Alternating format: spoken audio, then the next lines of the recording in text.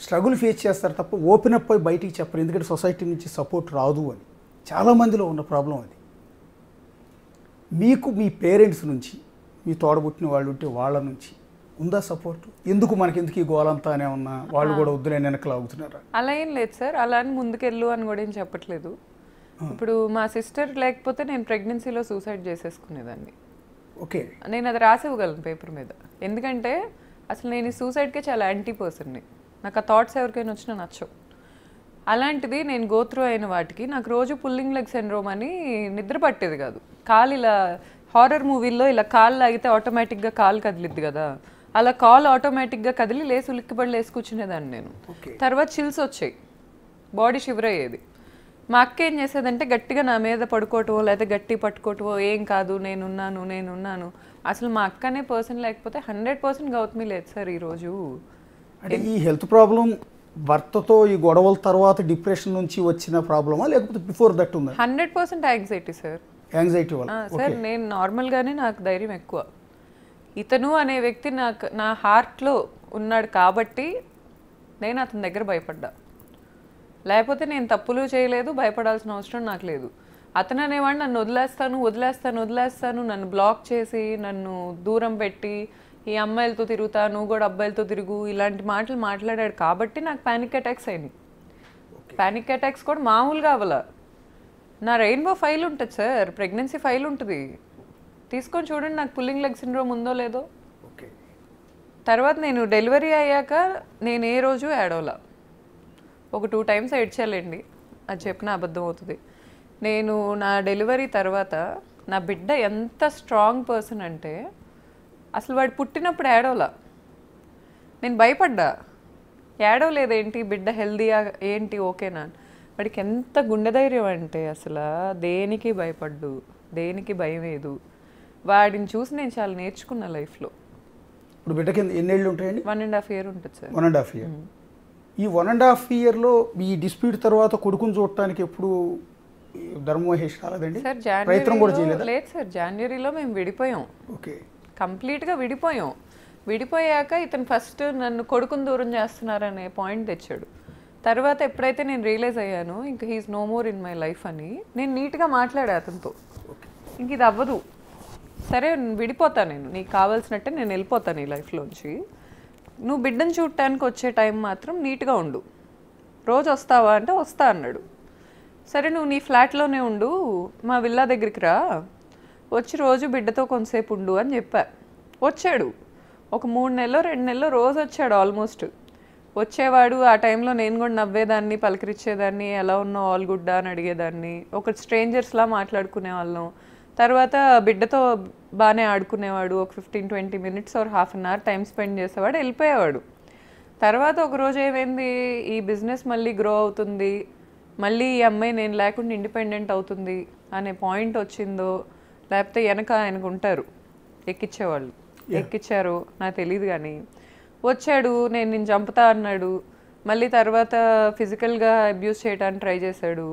ఇంకా ఆ పాయింట్లో నేను షీ టీమ్కి అప్రోచ్ అయ్యా. నేను జనవరిలో మూవ్ అయిన తర్వాత నుంచి మహేష్ మీద నేను పోలీస్ స్టేషన్కి వెళ్ళటానికి 7 నెలలు 8 నెలలు పట్టింది. ఆ టైంలో నేను వెళ్ళలేక కాదు, నాకు యాక్సెస్ లేక కాదు, కేవలం అతను మారుతాడు, ఒకవేళ డివోర్స్ ఇచ్చినా నీట్గా ఇస్తాడు.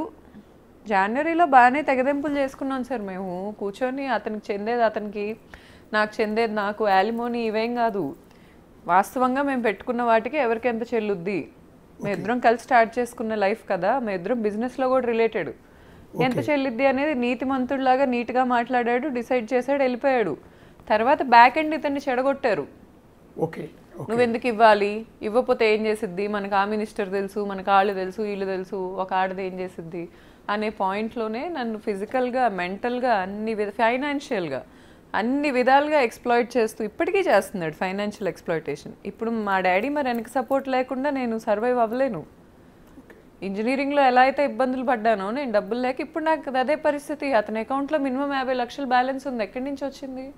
అంటే ఇప్పుడు మీరు హోటల్స్ని బాగా ఎక్స్పోజ్ చేశారు కదా, అంటే మీరు నడుపుతున్నారు కదా, మీరు కిస్మత్ సంథింగ్ జైలు మండి కాన్సెప్ట్తో పెట్టారు. జైలు గదులు పోలీస్ స్టేషన్ లోపల లాకప్లు ఎట్లా ఉంటాయి, జైలు లోపల గదులు ఎట్లా ఉంటాయి, కటకటాలు పెట్టి దాని లోపల మండీ సిస్టమ్ పెట్టి ఒక బిజినెస్ లైన్ని తీసుకొచ్చారు. అవును. ఈ కాన్సెప్ట్ మీద అతందా? ఇంటీరియర్ అనేది ఇద్దరి డెసిషన్ సార్. ఓకే. జైలు పెడదాం అనేది, రెస్టారెంట్ పెడదాం అనేది నా డెసిషన్, మండీ కుజిన్ పెడదాం అనేది అతని డెసిషన్. నేనేది అట్లా కదండి, ఒక జైలు ఆకారంలో లోపల రూమ్ సెటప్ చేసి కటకటాల లోపల కస్టమర్లు కూర్చొని తినాలన్న కాన్సెప్ట్ ఇద్దరిది. అదొక గ్రూప్ డిస్కషన్లో వచ్చింది ఇద్దరికి. చెన్నైలో ఆల్రెడీ ఉంది. ఓకే. చెన్నైలో జైల్ ఖానా అనే నేమ్తో ఆల్రెడీ ఉంది. ఇది చూసావా అనే పాయింట్ వస్తే ఇలా పెడదామా, ఇలా పెట్టేద్దాం. మొత్తం టోటల్ ఎన్ని ఉన్నాయండి ఫ్రాంచైజీ మీది బ్రాంచెస్? ఇప్పుడు 17th ఓపెన్ అవుద్ది సార్ త్వరలో. 17th మీరే నడుపుతున్నారా, ఇంకా అతని కింద ఉన్నాయా? అతని కింద బ్రాండ్ లేదు సార్. 4 బ్రాంచ్లు మేము ఇన్వెస్ట్ చేసుకున్న బ్రాంచ్లన్నీ అతనే ఉంచుకున్నాడు. ఓకే. బ్రాండ్ నా పేరు మీద ఉంది సార్. ఫస్ట్ బ్రాంచ్ కూడా నా పేరు మీదే ఉంది లీగల్గా. 2017లో మనం డిస్కస్ చేసేది ఏంటంటే బేసిక్గా బాడీ షేవింగ్ గురించి. అండ్ పెళ్ళి అయిపోయిన తర్వాత, పిల్లలు పుట్టిన తర్వాత ఆడవాళ్ళు ఒళ్ళు చేస్తే లావ్ అయిపోతే వాళ్ళ మీద భర్తలకి ఒక విరక్తి లేకపోతే ఇంట్రెస్ట్ పోవటం అనేది జరుగుతుందని మీరు ఒక ఇంటర్వ్యూలో సంథింగ్ చెప్పింది నేను విన్నాను. అంటే అక్కడైనా క్లాస్ వచ్చింది మీ ఇద్దరికి? అంటే మీ మీద బిఫోర్ దట్ అతను బాగానే ఉన్నాడని చెప్తున్నారు, చాలా ఇంటర్వ్యూలో చెప్పారు. సార్ నాకు హానెస్ట్గా నన్ను తప్పుగా అనుకున్నా నేను అదే మాట్లాడగలను సార్. ఒకవేళ అతను అమ్మాయిలతో తిరిగినా నా బిడ్డ కోసం నేను యాక్సెప్ట్ చేసేదాన్నేమో. ఓకే. ఒక ఆడదానిగా చెప్తున్నాను నేను ఈరోజు. ఎందుకంటే ఎండ్ ఆఫ్ ద డే ఎవరు ఫాదర్ రోల్ని రీప్లేస్ చేయలేరేమో అనే భయం ఉంటుంది తల్లికి. యాక్సెప్ట్ చేసేదాన్నేమో. వావి వరుసలు ఉండాలి. అక్కలు, చెల్లెళ్ళు, లేకపోతే నా ఫ్రెండ్స్, ఇవి నాకు అవ్వవు సార్. నాకు వాల్యూస్ ఉండాలి, క్యారెక్టర్ ఉండాలి. ఇప్పుడు తప్పు చేశారు అంటే అబ్బాయికి కూడా 30 ఏళ్ళు, ఏదో 30 ఏళ్ళు వైఫ్ దూరంగా ఉంది, లేకపోతే రకరకాల ఈ రితు చౌదరి లాంటి వాళ్ళు పక్కన ఏదో ఎక్కించుంటారు, ఏమన్నా తినగోడిని ఇచ్చుంటారు, మైండ్ పని చేయలేదు అనుకోవచ్చు, అనుకొని క్షమించవచ్చు. కానీ వరుసలు ఉండాలంట నేను, అంతే. క్యారెక్టర్ ఉండాలి. నేను ఇది బాడీ షేవింగ్ చేశారు మిమ్మల్ని పెళ్ళైన తర్వాత. మీరు పెళ్లికి ముందు మిమ్మల్ని బాగానే ఇంట్రెస్ట్. ఇద్దరు అరేంజ్ మ్యారేజా? Arranged marriage, love marriage? Love arranged sir. Love cum arranged. First love, తర్వాత అరేంజ్డ్. అంటే ఇంటర్ క్యాస్ట్ లాంటిది ఏం కాదు? కాదు. Okay. Love cum arranged. Okay. And then ఈ సందర్భంలో పెళ్లికి ముందు మిమ్మల్ని బాగానే ప్రేమించాడు, బాగా సార్, మిమ్మల్ని బాగానే చూసుకున్నాడు, అంతా అయింది. పెళ్ళై బాబు పుట్టిన తర్వాత మీరు కొంచెం ఒళ్ళు చేశారు, లావ్ అయ్యారు, వెయిట్ గెయిన్ అయ్యారు. ప్రెగ్నెన్సీ నుంచి వెయిట్ గెయిన్ అయ్యారు. అప్పటి నుంచి మిమ్మల్ని అవాయిడ్ చేస్తున్నాడా? అవును. అంటే లావ్ అయ్యారనే కారణంతోనేనా? అది నాకు తెలియదు సార్. కానీ నాతో ఒకసారి అన్నాడు. ఒకసారి నాతో ఏమన్నాడంటే, నువ్వు ఎంత బాగుంటుంది